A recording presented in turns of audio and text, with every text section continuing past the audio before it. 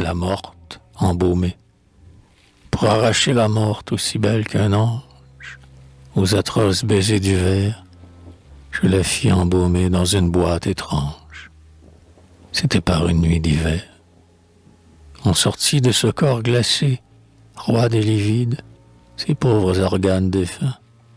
Et dans ce ventre ouvert aussi saignant que vide, on versa d'onctueux parfums. Du chlore, du goudron et de la chaux en poudre.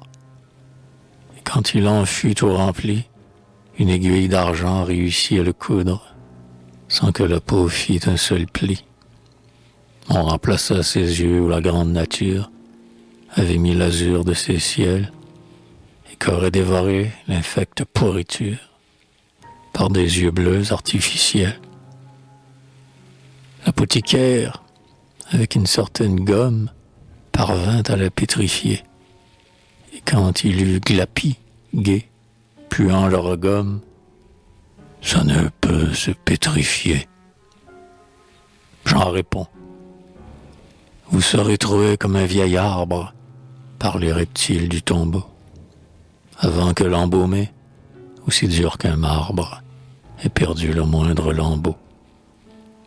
Alors seul, je peignis ses lèvres violettes avec l'essence du carmin.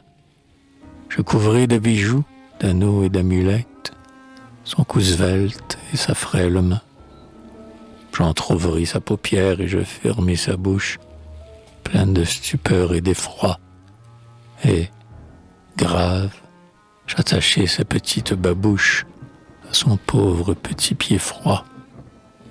J'enveloppai le corps d'un suaire de gaz, j'ai dénoué ses longs cheveux, et tombant à genoux, je passai de l'extase au délire atroce et nerveux. Puis, dans un paroxysme intense de névrose, pesante comme un plomb fatal, à guerre, je l'étendis sur un long tas de roses, dans une bière de cristal. L'odeur cadavérique avait fui de la chambre, et sur les ors et les velours, des souffles bebins joints, de vétivars et d'ombre, planaient chauds, énervants et lourds.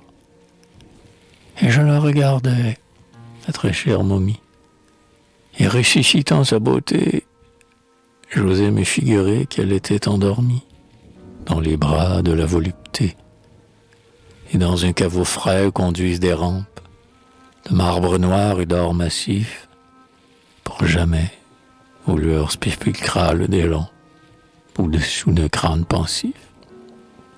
La morte en son cercueil transparente et splendide, narguant la putréfaction, dort, intacte et sereine, amoureuse et candide, devant ma stupéfaction.